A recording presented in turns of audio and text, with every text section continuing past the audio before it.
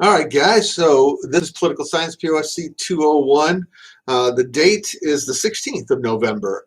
If you haven't already heard, the governor has, effective Wednesday, has reissued a partial shutdown. I wouldn't say it's a complete shutdown. Obviously, we still have access to our grocery stores. We still have access to other facilities. But it's really trying to clamp down on any cross congregation, right? So individuals from different families coming together in settings and spreading the virus. This is going to end up being a bit of a fight. The economy doesn't do so well when you begin to close down different facets of the economy, particularly restaurants. Think about how many individuals are in the restaurant industry, how many of you as students may be working in the restaurant industry or the service industry. And once you don't have a job, short of some type of a quick way, an easy way, which we screwed up last time we did this, but a quick way, easy way to access unemployment so you continue to have an income coming in so you can continue to stimulate an economy.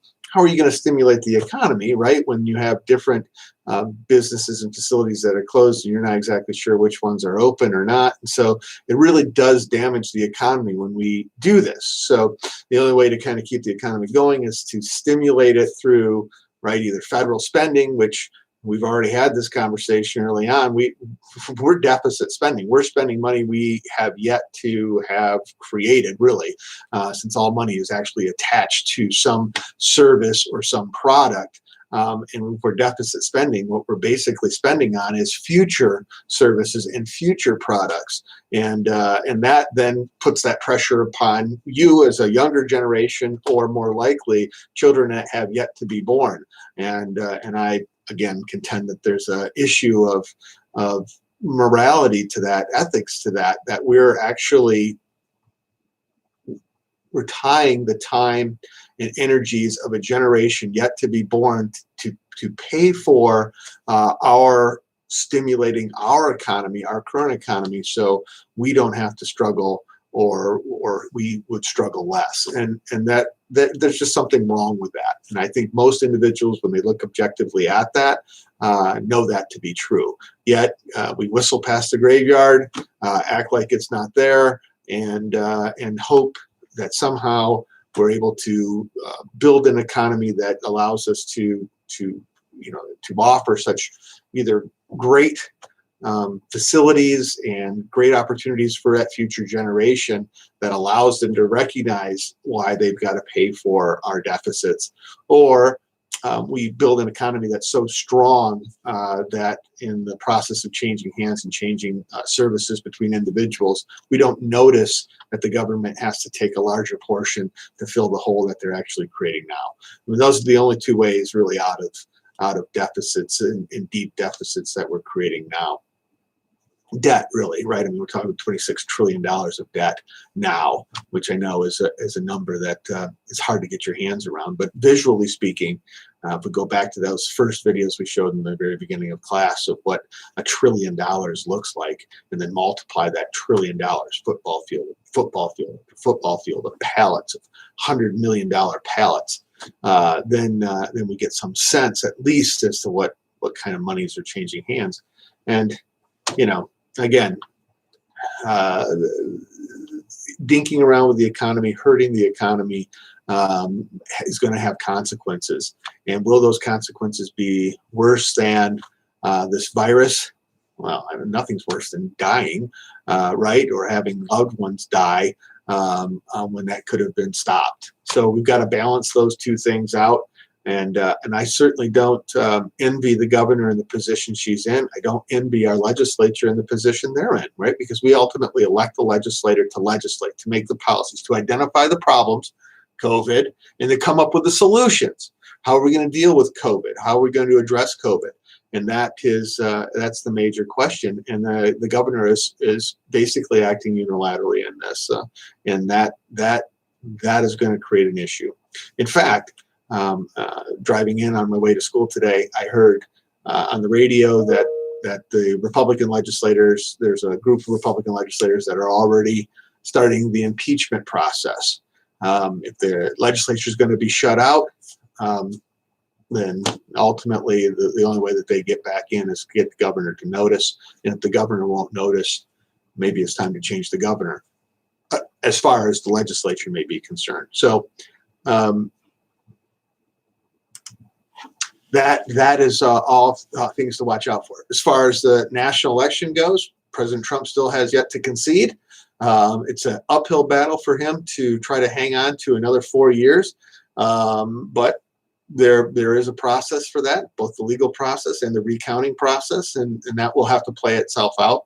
And my assumption is, if it does play itself out and the president has no bolts left in the quiver, so to speak, he will turn over power, as we've done every presidential election since the beginning of our republic. So I don't worry about that. However, having said that, I do believe that we have legal processes in place. And we also have, not just the courts in terms of the legal process, but also recounts in the legal process. And if the president believes that there's some inconsistencies that need to be taken a look at, or automatic recounts that are in the law that are automatically generated, then he has ultimately every right to do so. And we should respect that process as it plays itself out. Interesting that before we get into our lecture in terms of the Bill of Rights, and we're just going to really continue where we left off. But these aren't long lectures, by the way. The readings will do more justice than my lecture can. But I like to touch on some things in terms of setting up the content and the context for looking at these amendments and then applying them to your everyday life and understanding what your powers are. How you're empowered anyway, how your power, I guess, is protected via your Bill of Rights, those Bill of Limits. But I just want to touch on one kind of an interesting big picture thought, right? So I don't want to call it a conspiracy, because I don't think it rises to the level of conspiracy. It's more of a conversation in terms of really the dialectical method. What we talked about very early on, the dialectical method, really the idea of the thesis, the what is now, and the antithesis or the antithesis, the antithesis, what could be or what is not now, and that those two things are constantly in flux, and that those who want to continue with the way things are now, conservatives, that those individuals are going to fight for that based upon their self-interest, and those who don't like the way things are now, the antithesis, they're going to fight for those things that aren't consistent with what's going on now, because they see or perceive that to be in their best interest, right? It all comes back to personal interest. And those two things are constantly in flux with one another. And if we think about what are the paradigms of the now, what are the things that are the now? Things like the idea of the nuclear family, things like capitalism, things like fossil fuels, the use of fossil fuels. Those are all in the now. And then attacking the now are individuals who believe or conceptually believe that the opposite would be better, or something different would be better. And that's the fight. In fact, that's the war. And I think really the big war, if you will, is this idea of capitalism and socialism. This individual freedoms, the individualism, individual rights versus the what's good for the collective. The idea of the collective in a controlled system, and a system that promises more of a utopia for the masses, versus a system that is really fraught with struggle and strife, and more of a meritocracy. The idea of social Darwinism, that the strong survive, and strong concepts survive, and that those that aren't strong get pushed down to the trash heap of history. And that the what is now, it's never safe. The struggle never ends, right? There's never not a what could be, if that makes any sense, right? There's never not a what could be. There's always the what could be. And as long as individuals perceive that to be in their interest to move in that direction, for whatever reason, then the current, right, the what is, will always be under threat. There's a movement, and you got to take a look at it, look it up, because it's not hidden in the shadows as much as it's being pushed and promoted by some states, by some players, and by some organizations, more globalist organizations, called the Great Reset. And within the Great Reset includes the tenets of the Green New Deal, or the idea of tackling climate change at a global level with global controls. And that's part of it. That's only part of it. And another part of it is the distribution of information and the consideration, a reevaluation of property rights, right? Kind of, again, this idea of a global command economy, command government that would then dictate down to all other governments a structured process, probably for equal integration and for greater equity and distribution of the world's wealth. Well, that certainly runs counter to the ideals of capitalism and nation states and policies like or ideologies like America First and borders and controlling one's economy based upon what's in the interest of the citizens that fall under that government's purview. They couldn't be further apart, right? So in terms of a battle and wars, this is the war. From here to here, the extremes are the war. And then in between the war is all the battles, right? The elections, the policies, they're all battles moving towards victory between these two entities. And again, there's never truly a stamping out of one side or the other. It just doesn't happen. If this great reset or this new reset or whatever the case may be actually takes place, and then there's one world government, you can bet there's going to be the antithesis, right? The those individuals who don't believe or support, that are going to continue to push and whittle and create battles to move back away from that. It's just that constant flux in the dialectic method between the what is and the what could be. It never, ever goes away. And I think that's a reality that individuals, I think, particularly our founding fathers, I think they were keen and in tune to that. And then the recognition then, of course, was, okay, how do we enshrine some of these ideals in a written document that then becomes very, very difficult for our government, for the government that governs our lives as Americans of the United States, to ensure that we maintain certain concepts or certain protections, or that they're at least very, very difficult to change. And that's why we get the U.S. Constitution. And that's why it takes a civil war to change the economic structure that includes slavery in it. We needed that constitutional challenge that couldn't happen with the process in the Constitution, the 2/3 of the states, the 3/4 to ratify, to change the Constitution in a manner that would have eliminated the practice of slavery. And with that, you also eliminated, with the Civil War, the concept really of states' rights. I mean, those two concepts, again, the idea of the states and separate and sovereign states versus the central authority, the central government, that was a war, a battle, right from the get-go. The Federalists, nationalists, were pushing for a system that created greater centralized authority, that of Washington, D.C., where the states, particularly in the area of the economy and the military, but the states would be controlled centrally in terms of what they did. Now, the states didn't see it that way, and initially it didn't really start out that way, but over time and over interpretation, and including the court's interpretation and the idea of the Commerce Clause being much more broad than I think the states would have ever allowed it to be, we've empowered Congress to command the economy of the United States. Now, do we still have state autonomy? And yeah, there's state autonomy in certain areas, but make no mistake about it, if the federal government ever came in and said, no, no, no, you can't do that,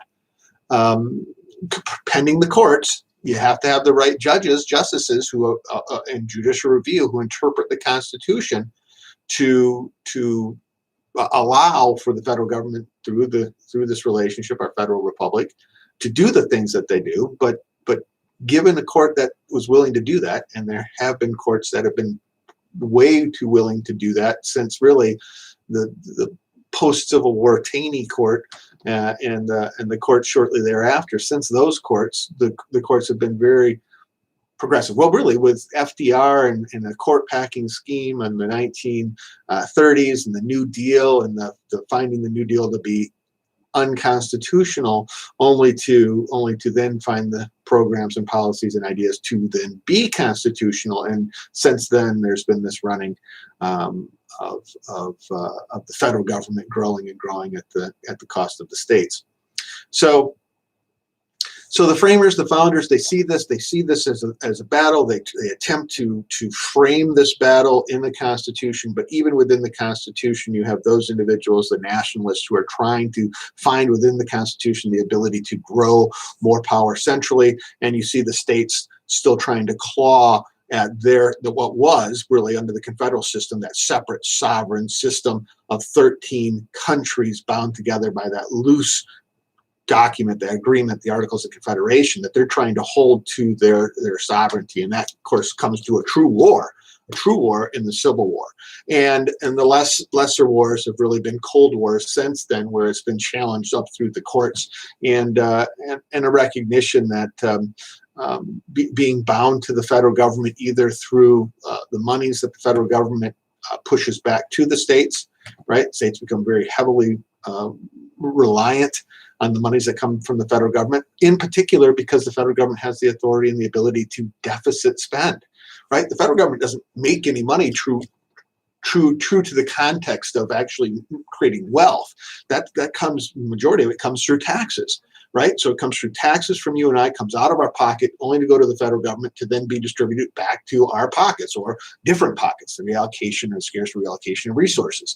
But if the federal government can simply inject more money in there, then the state doesn't have to tax its individuals, its citizens as much, and it's allowed to provide services or more services, a net amount of services, than they would have to actually tax their citizens for. So you become very reliant upon the federal government in a situation like that, where the bottom line balances for your schools, the bottom line balances for your roads, the bottom line balances for your prisons are all reliant upon those federal grant dollars, deficit federal grant dollars coming in to help support those government programs that all deem as necessary.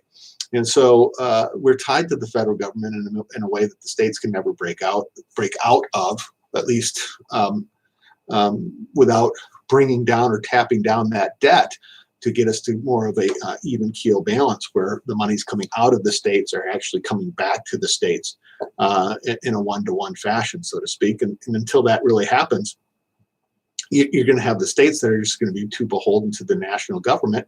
And so then when the national government says, we're going to do this, the state has a big choice. We can say, okay, no, we don't want you to do that. Okay, then the dollars that would have come with that and the support that would have come with that, we're going to take those with us, national government. We're going to take those from your state. And the state either has to say, all right, fine, do it, or no, we'll comply, we'll administer this, we'll do this. The courts have been pretty strong in their idea that if the federal government is going to push upon the states some policy, that it cannot be unfunded. Unfunded mandates have been a problem that have been addressed within my time, my lifetime. So, at any rate, that's the concept again of these two forces that are constantly fighting one another, whether it's nationalism versus the rights of states, collectivism versus the rights of individuals, one world government versus the idea of nations and borders and economies, local economies, whatever those concepts are, communism, socialism, capitalism, they are constantly at war. and everything in between is a battle. And that's what we are ultimately, I think, witnessing. But pay some mind to the idea of, again, the Great Reset. Look that up and get to know that a little bit. Again, it's not, I don't want to call it a conspiracy because it's not being done in the shadows. It's being done in the open with organizations, committees, institutions that we hear of all the time. Spin-offs and offshoots of like the United Nations, for example, and different organizations like that. So take a look at that. That's just really interesting, and understand that those individuals who are a part of that Great Reset, they are pushing for that. They're pushing for that. And those individuals who really want to maintain the status quo, right? A reset would imply that you're talking about doing something totally different, right? A great reset. So those individuals who don't want to reset our system are those individuals who are fighting or pushing against this group, these groups that are pushing for this great reset. So take a look at that. Okay, so moving back to the idea of our Bill of Rights, our Bill of Limits. Okay, so if we can codify, and again, remember the Bill of Limits come from the states.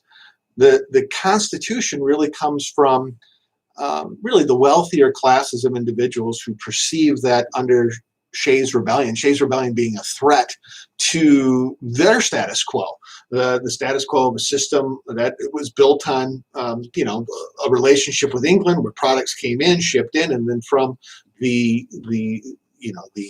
ports, from the ports into the harbor towns, from the harbor towns into the interior, these products would move out. And as they moved further and further into the interior, you had a difficulty in those individuals paying for those products with hard currency. And so there was a lot of bartering and trade going on.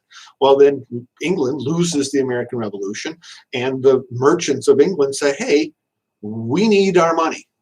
And money is something that there's not a lot of in the colonies. And so when it gets into the interior, the shop owners, they can't take the produce and the trade, the bartering, a dozen eggs for a sack of flour. They can't do that. They need hard currency to go all the way back this chain, and they can't do that. And so then the debts that have been incurred by those mostly farmers, right, the farming class and the outskirts in the wilderness, their farms begin to be closed upon and foreclosed upon.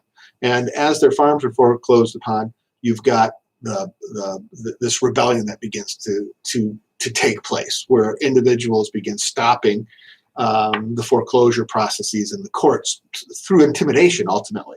And this, the fear is that we've got the poorer masses who are rising up against the wealthier elites, and it's the wealthier elites who ultimately come in and push for this new relationship to centralize the authority, particularly with the military, with taxation, with currency, all of those things we find in Article 1, Section 8 as powers of this new national government to determine, right? Teeth to the Articles of Confederation, but they actually be able to tax and to have a national military, to quash threats, both foreign and domestic. That's really coming from the mindset of those individuals and the capitalist mindset who want to keep the system the way it is. But in order to do that, we need to centralize authority and take it away from the states. The Bill of Rights is the states saying, whoa, hang on a second. That doesn't necessarily seem like it's going to be in our best interest. There are truly individual rights that we do not want this new collective government to take control of, right? We don't know what's in the best interest of Pennsylvania, but we do know that New Hampshire is not Pennsylvania. And so however these decisions are being made, big states impressing upon smaller states, wealthy states impressing upon poorer states, what they believe to be in the best interest of the country, we may not believe to be in our best interest as a state. And so we want individual protections to be added into this Constitution. They're not there. Now, this is the question that Zaib had asked the last lecture, and that was, as we were talking about this, that there were how do these really come about, and what happens if something's not in the Constitution? And as we had gone into, that was Madison's argument. Madison's argument was if you leave something out, individuals down the road will simply assume that that was meant to be a part of the national government's power, because if you wanted it to be a protection, you would have included it in this list of protections.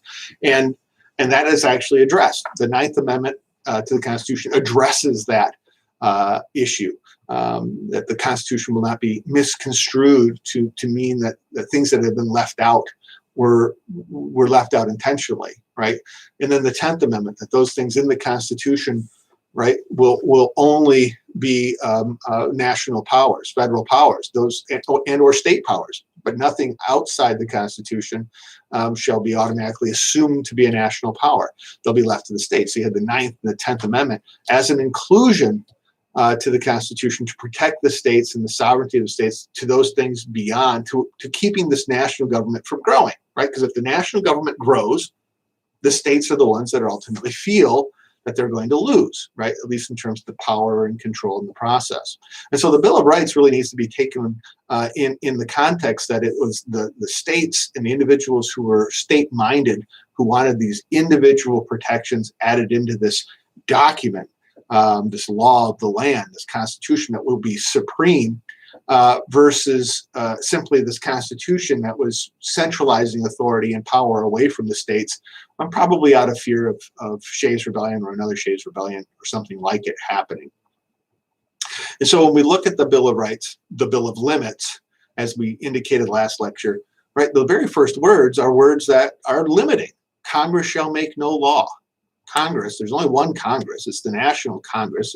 You have the representative assemblies, the state legislatures, but we have this Congress, this national Congress shall make no law respecting an establishment of religion. Religion was a big deal, right? States had their own, ways of integrating religion into government. Some did, some didn't. Some did it heavily, some didn't do it at all. But each state had its own religious flavor, right, within its constitution. Each state was its own country, right?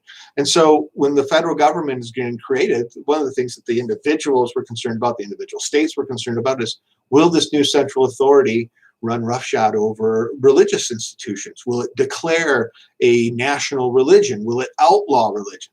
And then when you read the First Amendment, you can see clearly that this is set up to keep the national government from involving itself in the state governments and state religion.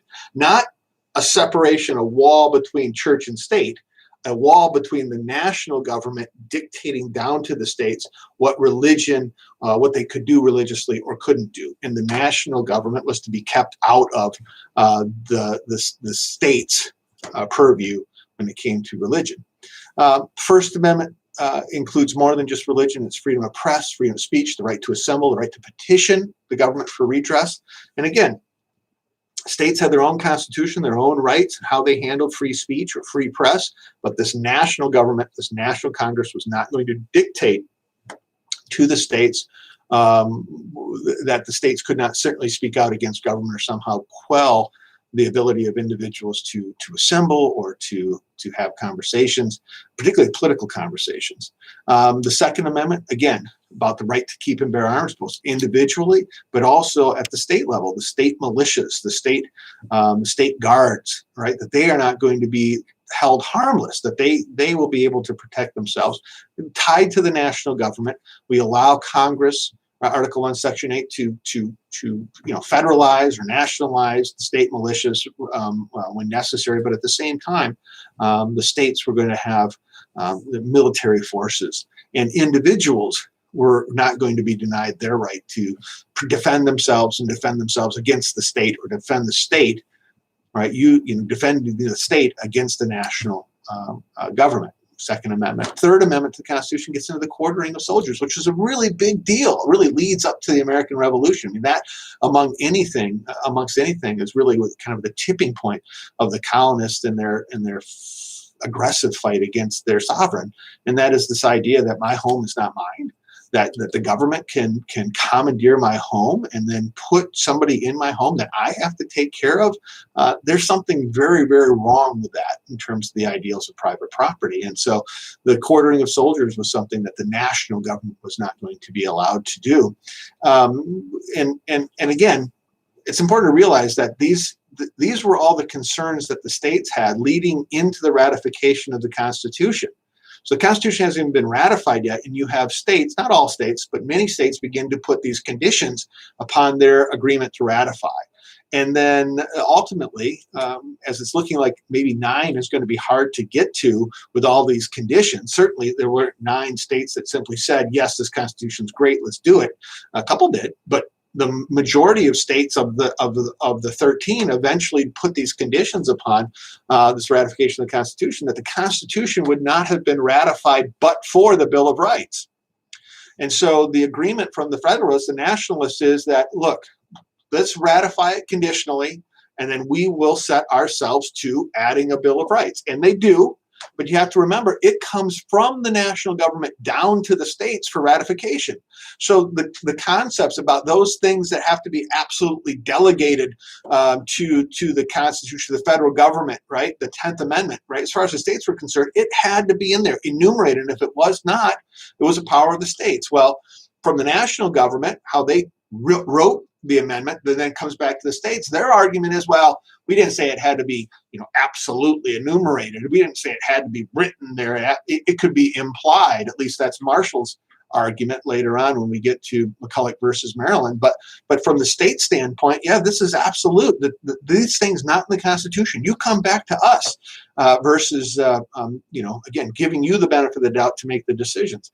That was the concern. Again, then we had the quartering of soldiers, the rights of religion, the rights of free press and to assemble, and all of these other rights that help lead to the American Revolution that we want to make sure that this new national government doesn't do, even the quartering of soldiers. But it's from the national government's viewpoint that these amendments are ultimately written and then pushed back down to the states for state ratification.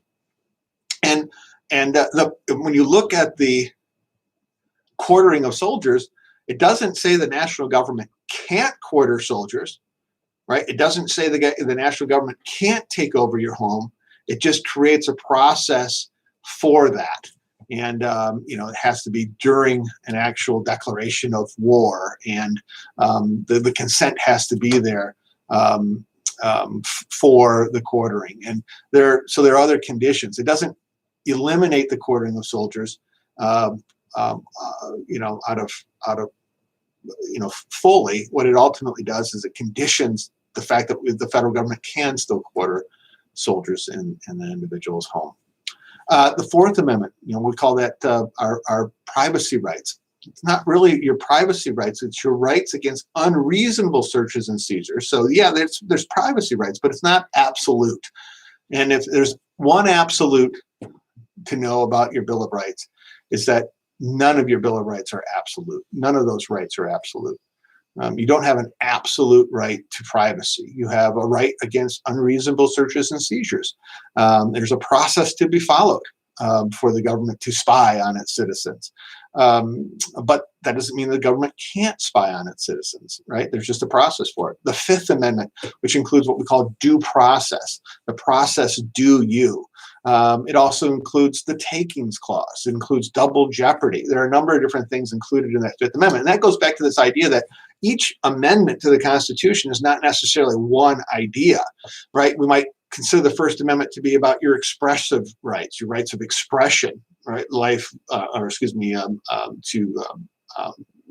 rights of press, the rights of speech, the rights of religion, that those are your expression, your freedom of expression. But we don't enumerate expression as the protected right. We enumerate that citizens have a right to free speech, to free press, to the right to assemble. We don't enumerate that it's an absolute right to express yourself however you choose to express yourself.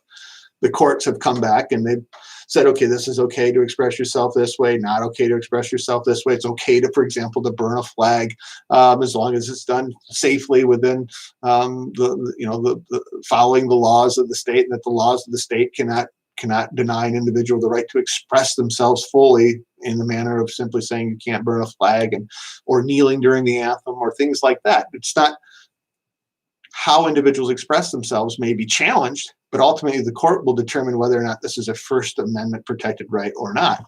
An originalist or a textualist would say, this is speech. I'm speaking. And so this is how we convey our discontent. If I'm not happy with how policing is done and how we seem to have too many African American males that are finding themselves being hurt or disproportionately harmed by the police, this is how you would challenge that. We would speak out against that, and this is how we ultimately protest. Looting and burning things, I cannot imagine that the First Amendment was meant to allow that as an expressive right to be protected. So actions aren't necessarily protected, but speech is more likely to be protected because this is speech, and speech, as everybody understands it, is written into the Constitution as a protection. So the Fourth Amendment, the Fifth Amendment, can the government take your property? Absolutely, the government can take your property, but there's a process for it, following due process and then justly compensating you for that property. What's just compensation? I don't know.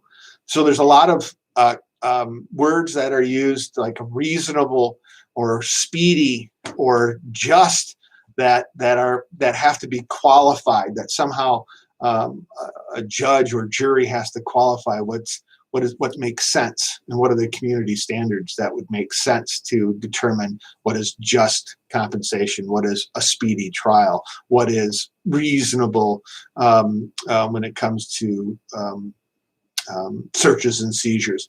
Those are the kind of questions that don't really have a good definition, but are defined as we go. And then once they're defined as we go, oftentimes that will become either a court test or somehow be codified into or made law into the process. For example, let me give you an example of a due process right.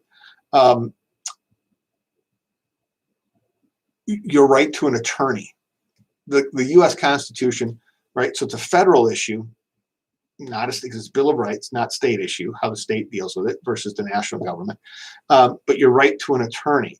Your right to an attorney is not the same as enumerated. It's not the same in terms of enumeration, what is written, how we would assume that. Your right to an attorney is not the same as the right to have an attorney provided to you, right? I mean, we might consider those things to be the same.